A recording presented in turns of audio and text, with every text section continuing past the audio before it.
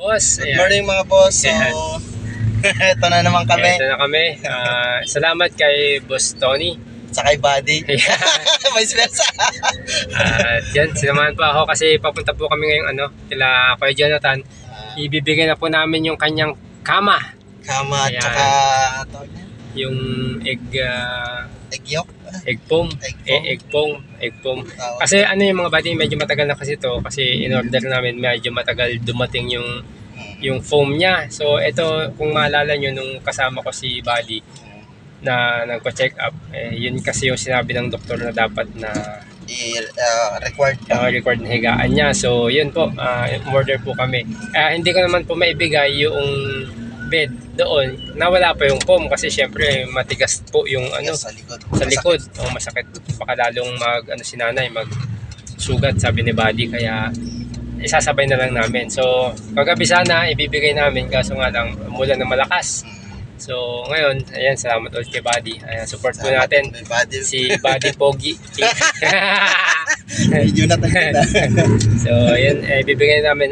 Malaking kasi yan mga Buddy, malaking tulong dun sa habang ginagamot si nanay. Although hindi naman siya ganun, hindi yan gamot na magpapagaling sa kanya, pero maibsan man lang yung naramdaman niya lalo sa paghiga niya, maka-relax ba, kasi sabi ng doktor, malaking bagay boss yung kasi yung kumbaga yung gamot na tulog, yung maayos na tulog, maayos na higaan, maayos na higaan para maging maayos yung tulog mo. Kasi parang ang nangyari, naging nasanay na siya sa wheelchair. Tsaka no choice, wala naman ibang higaan kasi although yung wheelchair niya mga boss na hihiga, higa siya, pero si Kuya Jonathan kasi minsan ayaw ni nanay, gusto niya nakayupo lang. Much better talaga makahiga siya ng maayos. Parang nasanay na siya dun sa wheelchair na talagang doon siya nagtagal. Doon siya, pero doon medyo lumala kasi yung niya. Pero hindi daw pwede laging nakaupo doon kasi yung likod niya wala daw, parang ba yun, parang walang massage ba na. Parang tsaka hindi talaga maganda boss yung nakaupo ka nakatulog. Mahirap yun. Kaya yan, samahan niyo po kami at bibili pa tayo ng kaldero ni Kuya Jonathan, tsaka kahit man lang kawali para lutuan niya ng itlog, pritong isda ganun. Kasi magastos talaga pag bili-bili lagi. Although may lutuan siya at gamit, isa lang kasi yun, kasirola lang yun. So pag nagluto siya ng kanin nila, obligadong bibili ng ulam kasi wala man lutuan ng ulam. So magastos pa rin. Magkano ang order ng ulam Buddy? 60, 70. Minsan nagdadalawang ulam pa sila, 100 mahigit na yun.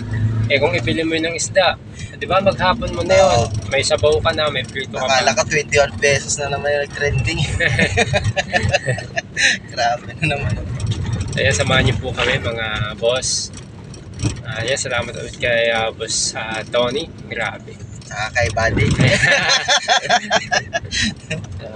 Saka kay Boss Renji. Kay Boss Renji, medyo busy si Boss Renji at Ate LB ngayon. So hindi po muna namin siya. Gusto mo boss? Sa gilid. May nakita kami mga Buddy na nakita kami na doon sa nakita kami yung karapat dapat tulungan mga Buddy. So tingnan natin si nanay kung ano yung may sa kanya matutulong. Alright mga boss, dito kami, bibili na rin kami ng kawali at kaldero ni Kuya Jonathan para at least kompleto na yung gamit niya. Para pang isahan na ng mga boss. Alright, baba lang tayo. What's up mga boss? Nandito na kami kay Nanay Marita. Nandito na yung higaan mo, dala na namin. Sumakto pang nandun kay Boss Renji si Kuya Jonathan mga boss. Adat na namin si nanay dito. Ako po dito sa labas mga boss. Yan, si nanay. Nay, meron ka ng higaan.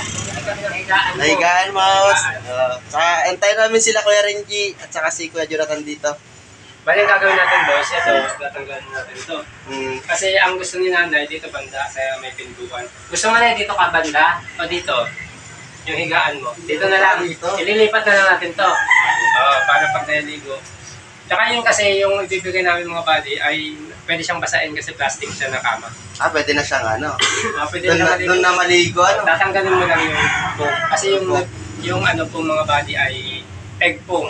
Yun yung kasi yung advice ng doktor sa amin nung nagpa-check up. Parang yun yung magmamasad sa likod niya. So, kasi ang ginagamit ni Nanay Marita ngayon ay yung water bed ni Kuya Jonathan. Para namang kinukuha na tayo dito ah. Ang puti natin dyan. Kaya nga eh. Dalawa kami ni Nanay Yan Marita. ang camera mo yun.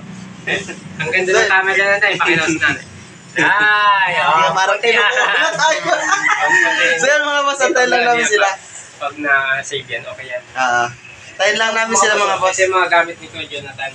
Ang dami na niyang gamit. Meron na siyang lutuan, meron siyang takore. Kinumpleto na. Meron na siyang tagdo. Thermos. Kasi Roda, ang kulang niya lang yung isang kaldero. Kaldero at saka yung kawali. Kasi yung mga baso siya. Tapos meron na siyang tubigan, tsaka electric pan. Yun na siyang ano, ito na lang ata kulang niyo. Kakalkalin na namin mga kapos. Ito na lang yung groceries na. House raid.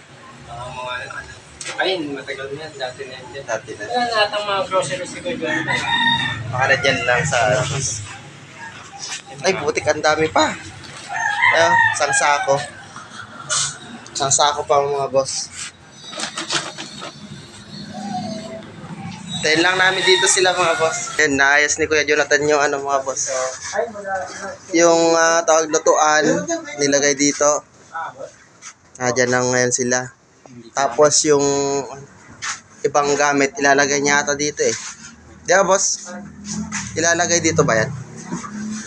Ano, pwede naman din sa paanan eh. May electric pan. No?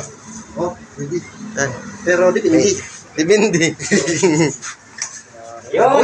Ang may, galing mo talaga. may ilaw pala dito eh. Pwede pala mangyari yun. Liwanag.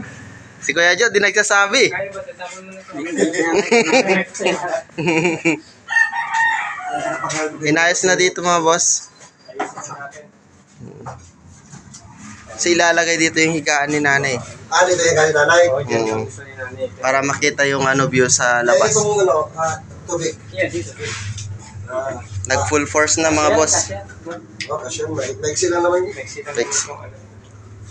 Nag full force na, nag full force. First. Kasi pag nag-joanan talaga, pag nandito ka. Pero dinamdam ni Kuya Jo, oh. Talagang naligo na siya. Mayat maya na. Yan ang ano kay Jonathan eh, nasabihan siya, siyempre, dinibdib niya. Dinibdib niya. Kaya tuloy, oras na. Mayat maya daw eh, nandyan na sa liguan niya. Mayat na, naglalagay sa kay Jenny, mayat na, igib. Maya, ubos ang tubig, igib na naman. Ubus ang tubig. Kaya Jo, yung tubigan lang muna. Ayan. Grabe si Kuya Jo. Yan. Dito na lang na. Pwede yung lagat. Ay, mag-start na. Redondo lang. Redondo. Redondo lang sa battery. Ano? Ayos na mga boss. Yan. Yan. Ang galing. Boss, so na-set up na. Nandito na, nailagay na. At panoorin nyo doon kay Buddy mga boss kung paano namin ginawa. Kaya Jo, ano na Kaya Jo? Kumusta naman? Kumusta naman yung pamamalagi mo dito sa bahay nyo? Yan. Kahit lang. Ayos lang. Sa mga lahat ng sumusuporta sa'yo at nagmamahal, anong masabi mo Kuya Jo? Maraming salamat. Salamat. Lalo-lalo na sa mga taong nakasubaybay lagi sa'yo, ano? Kaya Renji, Napakapalad ni Jonathan, mga boss no, kasi napakarami nagmamahal sa kanila makina. Nakikita naman natin eh, sa comment section pala nakikita natin yung support sa kanila. Okay lang. Jo. Okay lang minum dito. iniinom na. Okay. Pwede na, pwede. Ikaw naman galing.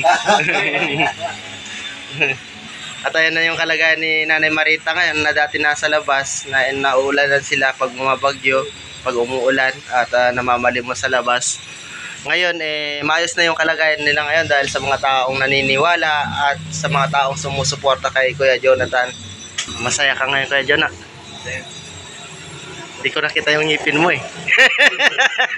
So ayun, naliligo na po si Kuya Jonathan ngayon at hindi na po gaya ng dati na kasi nababasa naman natin sa comment section na si Kuya Jonathan di naliligo ganyan-ganyan. Ano masasabi mo dun Kuya Jo? Naliligo naman ako. Dahil sobrang busy lang sa pag-aalaga kay nanay mo, no? Ginagawa lang ko lang Hmm. sa pag-aalaga ng mamay. Hmm. Kaya ganun. Mm. Naliligo naman ako eh. So, yun na nga. Kaya nakita naman natin yan na maayos na yung kalagayan niya, maayos na yung pananamit, maayos na rin yung... sa buhok na lang siguro, papagupit na lang, no? May time siguro na sasama na lang kita.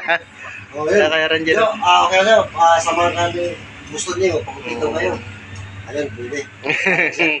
Ikaw na, gusto mo pagupit? Buhok? Ayaw. Ayaw. Ayaw yung nanay, hindi natin lang. Matagal namin sinusuyo ito, boss, na pagupit, ayaw pa talaga. Ayaw talaga ni nanay. Pero darating ang time na papayag din yan. Papayag din yan. Boss, thank you sa pagtulong at pag-aalaga kay Kuya Jo. Sama tayo. Siyempre. Kaya natin, di ba? Sama na tayo. Walang iwanan. No? Walang iwanan. Sa atin, walang iwanan. No? Siyempre. Pwede yung iwanan, pero walang limutan. Wala. Dito. Walang limutan. Dito palang parang tawag nito, alam mo yung memories na hindi kayang dapat bayaran kahit ginto man ipapalit. Pwede ka namin iwan, pero hindi ka kalimutan. Di ba? So, yun yung motto namin kasi. Kahit may iwanan, basta walang limutan. Walang limutan. Ewan ko kung payag sila. Kay Kuya Renji. Tawag lang yun lang. So yun lang yung kagaya ng sabi ni Buddy, ikaw mismo yung makakapag-alaga kay nanay kasi ikaw naman yung laging kasama at ikaw lang naman yung anak na nandyan sa tabi niya. So dapat mahalin mo yung magulang mo, gaya ng pagmamahal ng ibang tao sa mga magulang nila, no? So nakikita naman natin yun sa galaw at bawat ginagawa mo araw-araw, no? Sa bawat sakripisyo mo na laging kasama si nanay mo na gusto mo sana magtrabaho ng medyo matagal doon sa labas na hindi mo kaya iwan si nanay mo, kaso nga lang hindi pwede siyang iwan dito kaya mag-isa lang siya, hindi niya nagagawa yung mga dapat niyang gawin, no? Di pa niya kaya yung gumalaw na siya lang mag-isa, so kailangan ka pa rin niya sa tabi niya. Kaya Jonathan, sana pumasok sa isipan mo yung mga, kung meron ka man nagagawang kasalanan sa ibang tao or sa amin minsan kasi sumasagot ka, di ba? So sana magbago ka, Kuya Jonathan, at tuloy-tuloy na yun, no? Yun lang yung hiling namin. Pero di ko lang. Pero di ko lang. So yun na yung mga boss, so hanggang dito na lang muna. Yan, kasama natin si Kuya Renji. Thank you. Oy, Rivers family po, Kamams Official. Kapogi TV. Ay, support nyo po si Kuya Jonathan Kapogi, mga boss, para meron na siyang sasahurin at meron na silang pang araw-araw na pangailangan, ayan, pangkain at sa mabili yung mga gusto nilang bilhin, yan. Nandun na lang mga boss. Kuya Jonathan, bye-bye. Opya, boss.